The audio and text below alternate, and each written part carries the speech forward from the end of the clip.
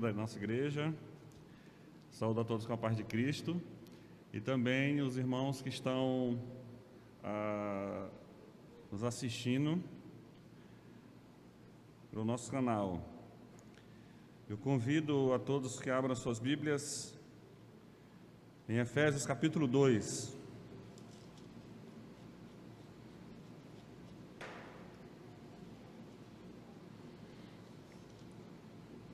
Efésios capítulo 2.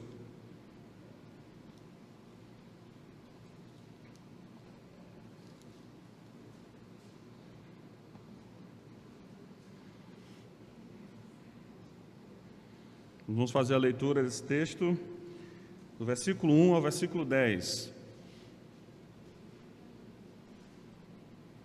Efésios capítulo 2.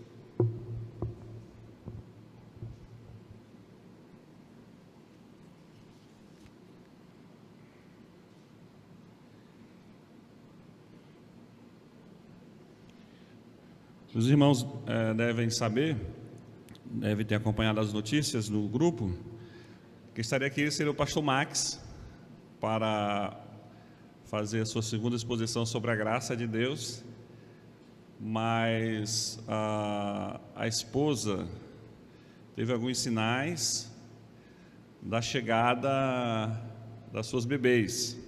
Vocês devem lembrar que a irmã Wanda está grávida de gêmeas, e eles foram ontem para a maternidade, ontem à noite, e acho que saíram de lá de madrugada, foi mais ou menos isso.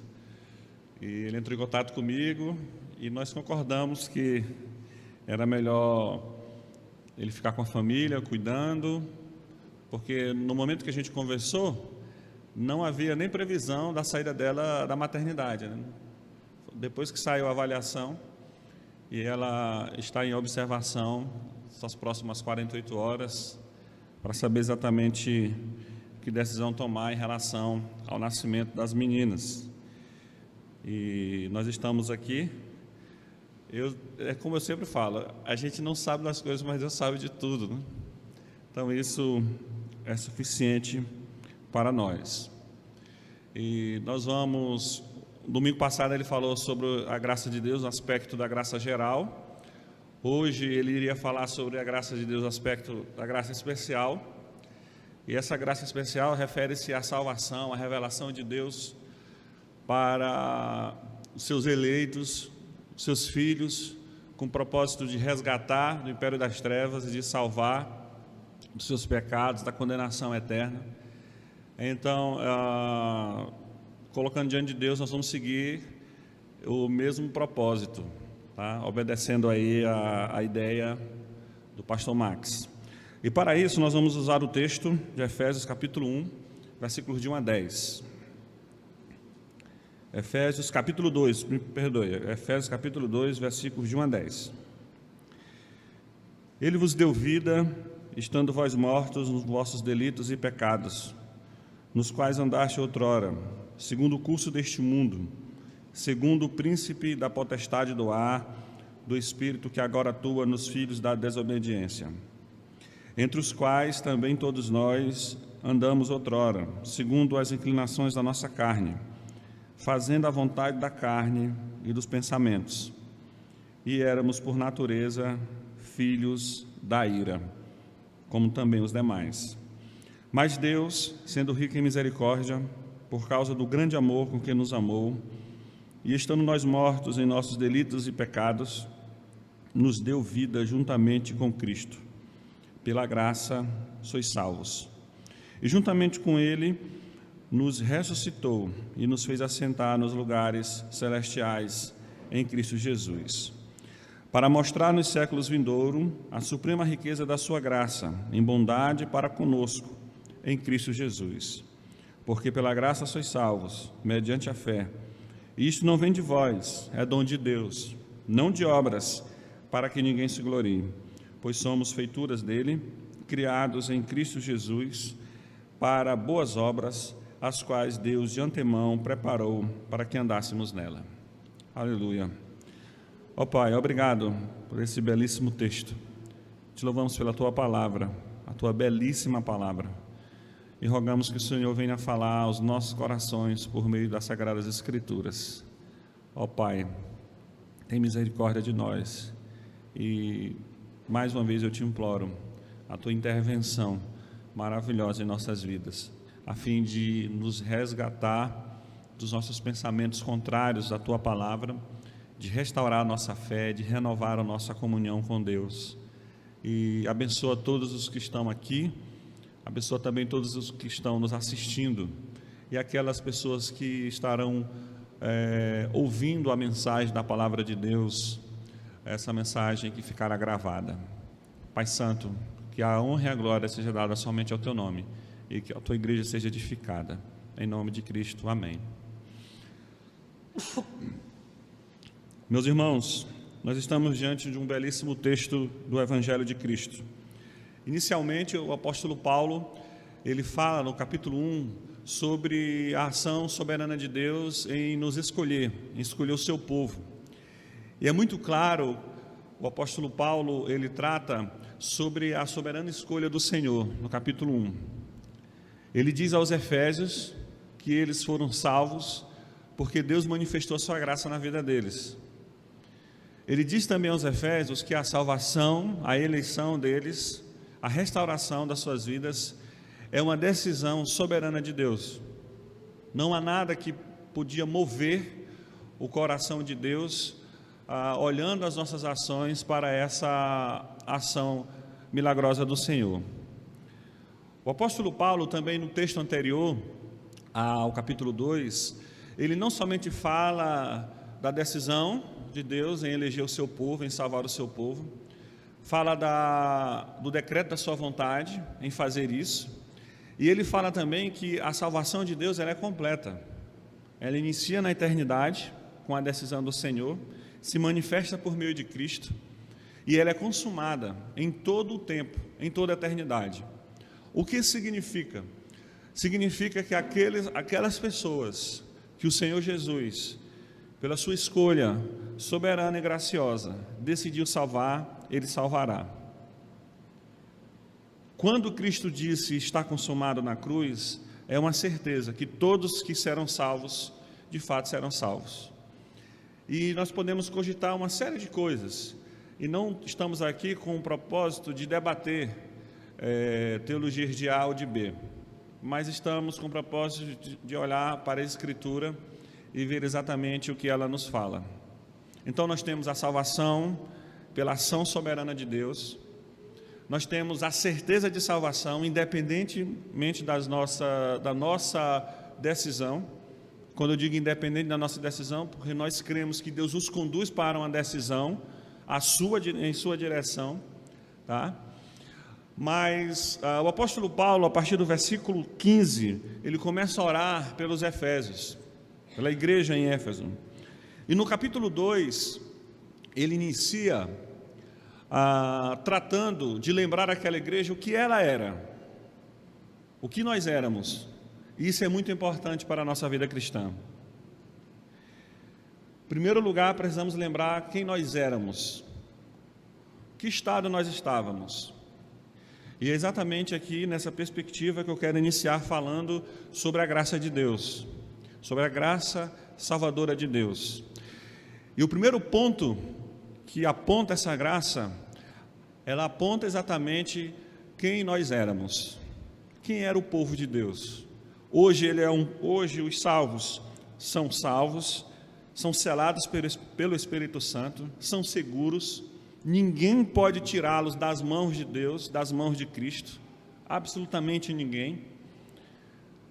Mas a fim de que não haja nenhuma tentativa nossa de orgulho, de presunção, é bom a gente lembrar qual era a nossa situação, tá?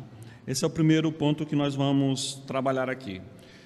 E aqui eu quero abordar 3 características que mostram claramente qual era a nossa situação. A primeira, versículo 1, nós éramos mortos nos nossos delitos e pecados.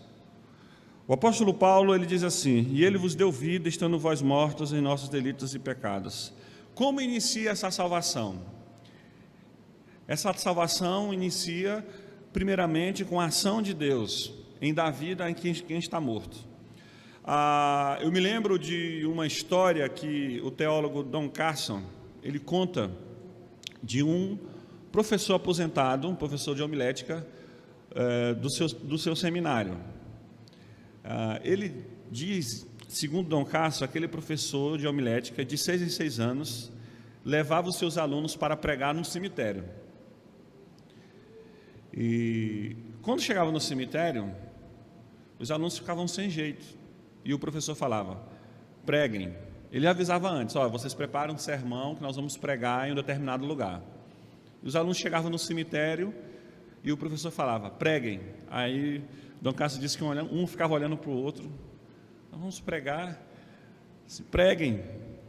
Aí o Dom Cássio contando, dizendo que um meio sem jeito falava, pois tudo bem. E começava, estamos aqui, leu o texto tal, etc. O propósito, no final de tudo, ele falava, vocês devem sempre lembrar que vocês estão pregando para mortos. Isso nos faz lembrar, meus irmãos, que a nossa mensagem, acima de tudo, é uma mensagem espiritual. E é bom destacar aqui que nós cremos, como cristãos, que existem pessoas que não confessam Jesus como Senhor e Salvador das suas vidas, que são pessoas com uma boa índole, que têm uma moral, que têm suas famílias organizadas, que são pessoas corretas, que são pessoas generosas. Mas o que nós estamos falando é do aspecto espiritual, a salvação. E nesse sentido, o que é que nós percebemos? Nós percebemos que quando nós vamos ao encontro de um corpo, nós temos a percepção dele, do seu estado, como ele se encontra naquele momento. Geralmente, quando nós vamos a um funeral, nós olhamos os membros das famílias chorando, muitos chegam próximo do corpo, choram, tocam. Há muita emoção. Mas o corpo não demonstra nenhuma reação, nenhuma emoção. Por quê? Porque aquele corpo não tem sentido, ele não tem percepção do que está acontecendo.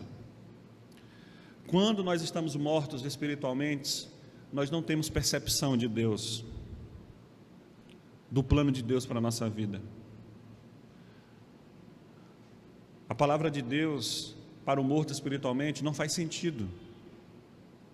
E muitos até duvidam, mas eu sempre falo, nunca tenha certeza sem fundamento, mas também nunca duvide sem fundamento. É necessário fundamento para as duas coisas, porque as duas coisas são certezas que podem decidir a nossa vida eterna. E eu pergunto, por que você não tem sensibilidade para a pessoa de Deus? Talvez porque nesse momento você é um morto espiritual. E não se ofenda com isso, nem você que está aqui, nem você que está nos assistindo. É o que a Escritura diz. E aqui nós podemos apresentar tudo para Deus, como muitos fazem. Votos, promessas, uma série de coisas. Mas isso não vai mudar a nossa concepção a respeito de Deus. Quando nós corremos para Deus, pensamos que estamos correndo para Deus para tentar chamar a atenção de Deus, essa é uma das maiores provas que nós ainda estamos mortos espiritualmente. Porque quando essa ficha cai da nossa situação espiritual, que nós somos um cadáver, quando essa ficha cair, é porque na verdade naquele momento o Senhor nos deu vida. E quando o Senhor nos visita com a sua presença, com a sua vida em Cristo Jesus, a nossa reação é exatamente uma reação de humilhação diante de Deus. E é exatamente por conta disso que o mundo não aceita essa verdade. Qual verdade? Você nada pode fazer para se salvar. Nada. Somente Cristo. A pessoa morta espiritual, ela está separada de Deus e não vai ouvir a voz de Deus. No que diz respeito à sua vontade soberana em relação à salvação para a vida daquela pessoa. A segunda característica é que a pessoa, quando ela está sem a graça de Deus, ou quando a graça de Deus é manifestada, ela se manifesta para um escravo. Veja só no versículo 2: nos quais andaste outrora, segundo o curso deste mundo, segundo o principado da potestade do ar, do espírito que agora atua nos filhos da desobediência, entre os quais também todos nós andamos outrora, segundo as inclinações da nossa carne, fazendo a vontade da carne e dos pensamentos, e éramos por natureza filhos da ira, como também os demais. Veja bem, meus irmãos, como nós éramos. Como é uma pessoa sem Deus? Veja o curso que ele segue. O que é que a Escritura diz? Seguimos o curso deste mundo, o príncipe da potestade do ar, do espírito que agora atua nos filhos da desobediência. Éramos outrora o quê? Vivíamos segundo as inclinações da carne, fazendo a vontade da carne e dos nossos pensamentos. O que significa? Nós tínhamos uma vontade escravizada. Nós não tínhamos nenhuma vontade em direção a Deus. É isso que significa. Éramos escravos do pecado. Sobre isso eu quero sugerir um livro de Martinho Lutero, A Escravidão do Pecado. A editora Fiel publicou esse livro e certamente em e-book ele é mais em conta. Um excelente livro e que muitos usam para debater sobre responsabilidade de Deus, soberania, responsabilidade humana, soberania de Deus, e desvirtua o texto. Mas ele fala exatamente sobre isso. Eu quero fazer a minha vontade, é o que muitos falam. Eu quero ser quem eu quero. Se eu for fazer a minha vontade, se eu quero ser exatamente aquilo que eu desejo, eu vou caminhando para o inferno. E a mesma coisa é você. Essa é a nossa vontade. Olha o que a Escritura diz. É a nossa vontade, seguindo os nossos pensamentos, seguindo os desejos do diabo, seguindo os desejos da carne. Aqui é um homem sem Deus, uma pessoa sem Deus, sem a manifestação da graça de Deus. Russell Shedd, quando ele vai comentar sobre esse texto, ele apresenta uma comparação muito interessante. Ele diz que a pessoa que segue o pecado, a sua vontade, a pessoa que segue a sua vontade é como dois caçadores que vão para o mato caçar um coelho. E quando eles chegam lá, eles se perdem e eles começam a atirar. E porque eles estão perdidos, eles atiram um no outro e se matam. Assim é o homem e a mulher que segue a sua vontade, cheio de si, cheio de vontade, cheio de desejo, mas o final desse caminho é o quê? É a morte, é a sua própria morte. Mas muitos podem pensar que isso é absurdo, isso não existe. Infelizmente, você que pensa assim, vai continuar pensando assim, caso a graça de Deus não se manifeste na sua vida. Por que eu estou aqui falando essa noite? Não foi porque eu decidi falar, foi porque a graça de Deus se manifestou. E por que vocês estão me ouvindo essa noite aqui, vocês que estão aqui sentados, vocês que estão nos assistindo, certamente a graça de Deus conduziu vocês até aqui. Então o que é que nós observamos? O homem sem a graça de Deus, ele é espiritualmente morto e ele é o escravo da sua vontade. Mas eu sou livre, você é livre. Essa discussão de liberdade muitas vezes é uma discussão inútil. Você é livre, sim. Eu tenho livre-arbítrio, você tem livre-arbítrio, sim. É lógico que você tem. Mas o que é o livre-arbítrio? O que é ser livre? É fazer o que você quer. E isso todos são. Aí vem a pergunta, mas o que é que sua vontade deseja? Segundo o texto, o que a vontade deseja, segundo a Escritura, o que a vontade deseja é fazer a sua própria vontade, seguindo os desejos da carne, seguindo os desejos ou os planos do príncipe do ar, do Satanás, seguindo os seus pensamentos. E aqui, meus irmãos, aquele discurso moralista não é útil. Porque quando nós pensamos aqui, o que é que nós pensamos? Pensamos Que tipo de pessoa é essa? É aquela pessoa, é o drogado, é o que vende o seu corpo, é o que tem o vício em pornografia, e a gente vai numerando uma série de pecados que a pessoa comete. Esse aqui é esse tipo de pessoa, mas não é somente isso.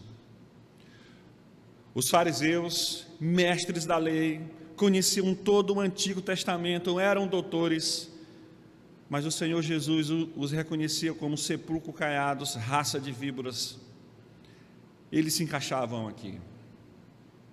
A religião não nos protege contra isso. A religião não tem o poder de dar vida a ninguém. A sua moral de viver dentro de casa, de não fazer mal para ninguém, de fazer tudo certinho, não tem o poder de salvar você. O pecado ao que aqui nos referimos é o pecado original, que todos nós nascemos mal, em iniquidade me concebeu minha mãe, diz o salmista Davi. E nós precisamos do milagre da graça de Deus para nos resgatar disso. É graça, meus irmãos, precisamos dela. Então, o que é que nós somos? Antes da graça de Deus, mortos espiritualmente, escravos. Terceiro lugar, filhos da ira. Olha o que diz o texto, versículo 3, no finalzinho: filhos da ira, como também os demais. Filhos era a nossa posição. Nós fazemos parte de uma família que tinha como herança a ira de Deus. Quem é filho, meus irmãos, nunca deixa de ser filho, é verdade? É verdade sim. Você é filho, você imagina o nome da sua mãe e do seu pai, você sempre vai ser filho da sua mãe e do seu pai, sempre. E o apóstolo Paulo está falando exatamente isso. Ele está falando que nós não temos ou não tínhamos condições de mudar a nossa identidade, de mudar o nosso destino, de mudar a nossa herança, porque nós éramos filhos da ira.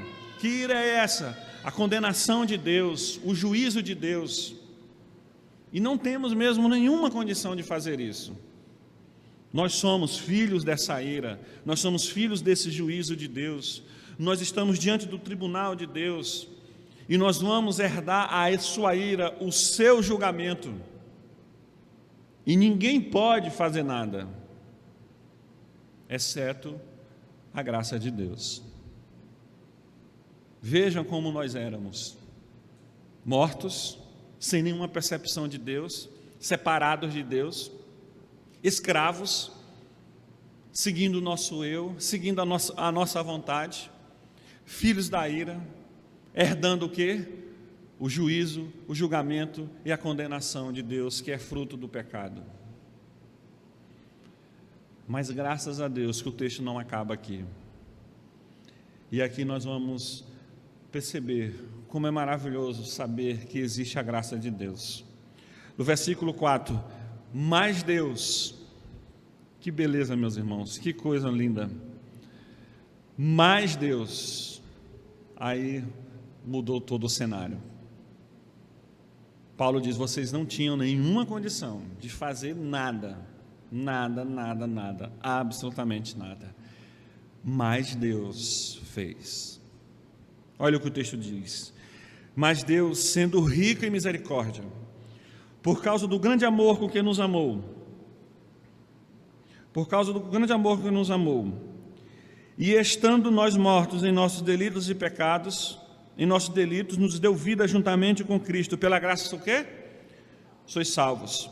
E juntamente com Ele nos ressuscitou e nos fez assentar nos lugares celestiais em Cristo Jesus, para mostrar nos séculos vindouros a suprema riqueza da sua graça, em bondade para conosco em Cristo Jesus. Porque pela graça sois salvos mediante a fé. Isto não vem de vós, é dom de Deus, não de obras para que ninguém se glorie. Por que nós somos filhos de Deus agora? Agora, meus irmãos, nós temos vida. Éramos mortos, mas nós temos vida em Cristo Jesus. Nós éramos escravos do pecado, agora nós não somos escravos do pecado. Nós temos a possibilidade, pela graça de Deus, segundo Romanos capítulo 6, de dominar o pecado, de controlar o pecado. Antes nós éramos filhos da ira, agora nós somos filhos de Deus.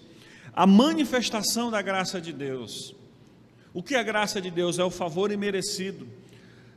É um dom que Deus nos dá, é um presente que Deus nos concede sem a gente merecer. E aqui quando fala de graça de Deus, sempre está lembrando o quê? De quem nós éramos. E o que nós éramos, meus irmãos, é uma prova fundamental para nos convencer que realmente a salvação é pela graça de Deus. O que um morto pode fazer? O que um escravo pode fazer? Ele não pode fazer absolutamente nada, ele não tem o poder de nada, ele não tem autoridade absolutamente de nada. Um filho da ira sempre será um filho da ira, mas a graça de Deus se manifestou. A graça de Deus foi nos socorrer. A salvação é pela graça de Deus. A salvação é por meio de Cristo, graça de Deus. A salvação não é de obras, nós não temos nenhum poder, nós não temos mérito nenhum. E aqui não adianta ninguém mostrar o seu tempo de crente, o seu dinheiro, a sua cultura, absolutamente nada. Todos estão no mesmo nível. Porque a graça de Deus se manifesta a todos os homens, a Escritura diz isso. A todo tipo de homem, a todo tipo de raça, a qualquer tipo de pessoa. Graça de Deus. E aqui, meus irmãos, nós não temos nenhum motivo para nos vangloriar, como diz o texto, não de obras para que ninguém se glorie. Favor imerecido, a graça de Deus é favor imerecido. E aqui nós vamos olhar para o capítulo 1 de Efésios, e nós vamos ver que tudo que está escrito, a salvação na eternidade, a manifestação por meio de Cristo, em nosso tempo, aquele dia que nós pensamos que decidimos alguma coisa, mas na verdade compreendemos que não foi a nossa decisão, mas foi a decisão de Deus. E quando nós olhamos para o tempo eterno, a certeza de vida eterna, tudo isso nós vamos perceber o quê? Que é uma ação da graça de Deus e sempre será uma ação da graça de Deus. A graça de Deus, ela é livre, ela é eterna, ela não é vulnerável, ela não vai mudar com as minhas ações ou com as suas ações, ela não mudará jamais. A graça de Deus, ela é firme, ela tem um fundamento eterno, que o seu fundamento é Cristo. A razão da sua graça é Cristo, que é por meio dele que nós compreendemos a graça de Deus sendo manifestada a nosso favor. Graça de Deus, favor imerecido. Quando nós falamos de graça, meus irmãos, nós não estamos falando de obras. Quando nós falamos de graça, nós não estamos falando se você sabe cantar bem, se você sabe pregar bem, se você sabe orar, se você não sabe orar. Nós não estamos falando onde você mora, qual é a sua cultura. Nós não estamos falando sobre isso. Quando nós estamos falando de graça, nós estamos falando de um Deus que se manifesta a um povo que espiritualmente estava morto sem nenhuma percepção e que decide nesse momento destruir o muro que separava esse povo dele e construir uma ponte a fim de ter acesso a ele. Quando nós falamos da graça de Deus, da salvação, nós falamos de um caminho que é construído de Deus para o homem e não do homem para Deus, porque este estava morto e morto nada pode fazer, muito menos construir um caminho ou uma ponte. A graça de Deus se manifesta salvando quem era morto, quem era escravo, quem era filho da ira, para fazer dessas pessoas vivas em Cristo Jesus, livres em Cristo Jesus e filhas por meio de Cristo Jesus. E o que nós podemos aprender com tudo isso? O que nós devemos levar quando nós pensamos nessa manifestação da graça de Deus? Primeira coisa, meus irmãos, que nós precisamos fazer: pregar o Evangelho. Confiar à igreja, entender que a mensagem da igreja é a mensagem do Evangelho de Cristo, porque somente essa mensagem tem o poder de dar vida aos mortos. Não vamos pensar em entretenimento, não vamos pensar em mensagem de autoajuda, não vamos pensar em mensagens que venham atrair um certo público, não vamos pensar nisso. Pregar o Evangelho, porque ele é o poder de Deus. É isso que nós devemos fazer. Os professores de crianças, de adolescentes, de adultos, jovens, devem se preparar da mesma maneira para ensinar o Evangelho. Preguem o Evangelho. O Evangelho é a revelação de Deus. O Evangelho vamos perceber e pela graça de Deus vamos encontrar Cristo, que é o perdão dos nossos pecados. Segundo lugar, ensine as nossas crianças sobre a graça de Deus. Precisamos ensiná-las. Nós vivemos em um tempo que nossas crianças estão orgulhosas e pervertidas. Por quê? Porque nós, os pais, não estamos educando. Quem está educando as crianças é o YouTube, é a Netflix, são as séries de desenhos.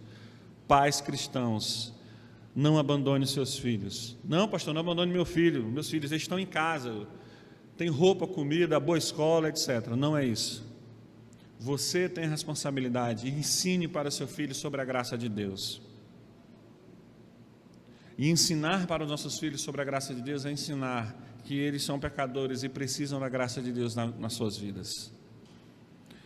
Meus irmãos, essas crianças, elas são um presente da igreja. Mas essas crianças, amanhã, serão os nossos futuros pastores, missionários, educadores, diáconos, líderes.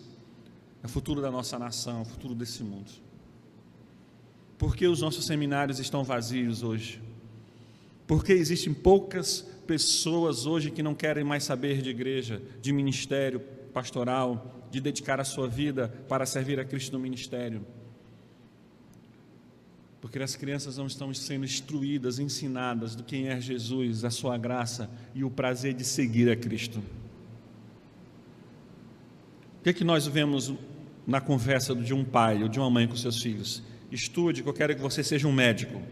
Estude, que eu quero que você seja um bom advogado. Estude, que eu quero que você seja um bom cidadão. Não há nada de errado disso. Mas um filho, uma filha, que é uma serva de Deus, um servo de Deus, será bom em tudo que ele for fazer ou ser. Essa semana eu participei de uma entrevista muito interessante.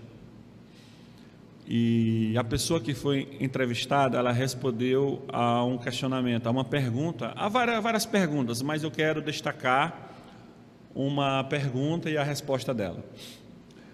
E a pergunta foi o seguinte: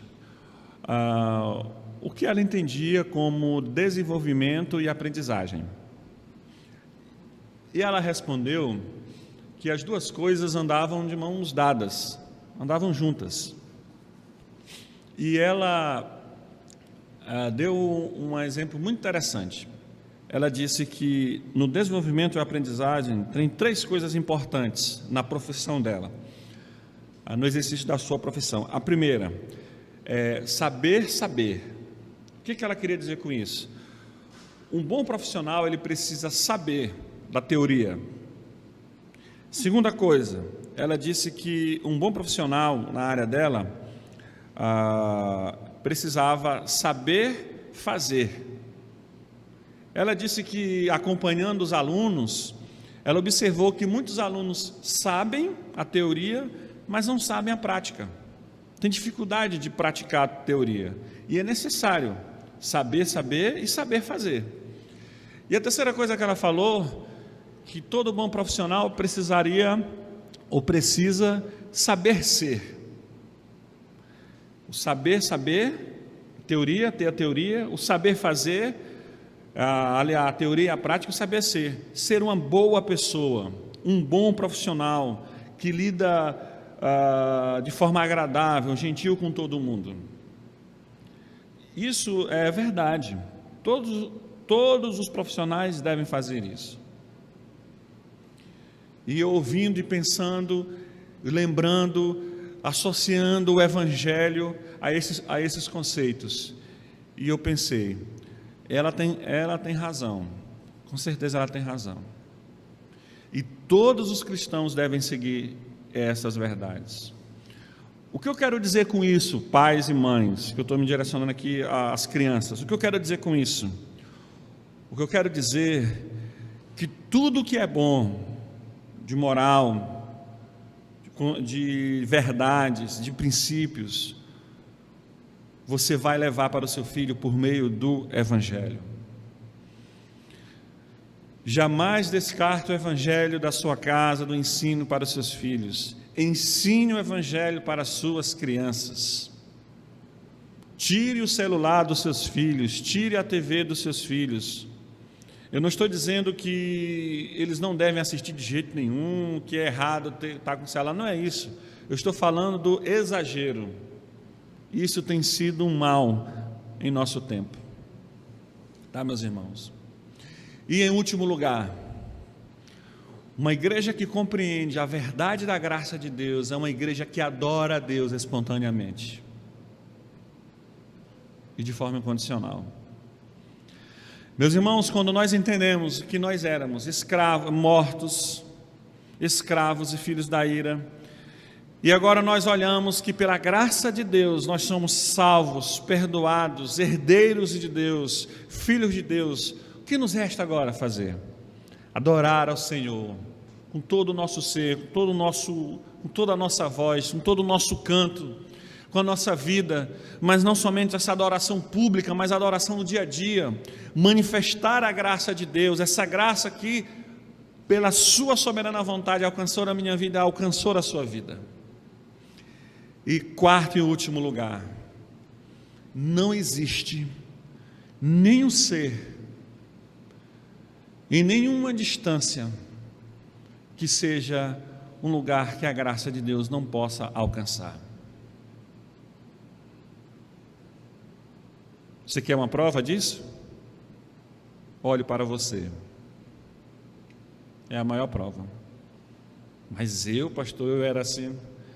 Se você não crê nisso, você precisa rever a graça de Deus na sua vida.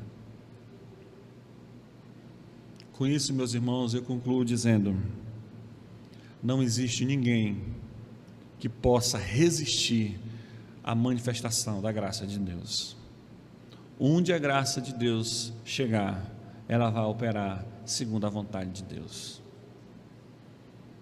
E aqui nós não cremos naquele princípio que diz: pastor, ele tem que deixar Deus agir. Irmãos, morto não tem vontade, ele não pode deixar, ele não tem vontade. O que nós precisamos é orar, pedir que a graça soberana de Deus se manifeste na vida do pecador e salve esse pecador para a sua glória. Vamos orar. Obrigado, Senhor, pelo teu amor, pela tua graça. Te louvamos pela tua bondade. Muito obrigado, meu Senhor Jesus. Que a honra e a glória seja dada ao teu nome. Te louvamos pela tua graça, te louvamos pela tua misericórdia. E eu rogo, Senhor, que a tua graça venha estar, meu Deus, operando em nossos corações, renovando a nossa fé, manifestando a tua salvação a todos que estão nos ouvindo, todos que estão aqui. Que essa graça maravilhosa venha salvar pessoas, venha restaurar pessoas. E eu imploro, Senhor, por nós, a tua igreja, tem misericórdia das nossas vidas e opera em nossas vidas, nos salva, Senhor, do nosso sentimento de orgulho, de presunção, e nos concede a consciência que se somos salvos pela tua graça, favor e merecido. Em nome de Cristo nós oramos. Amém e amém.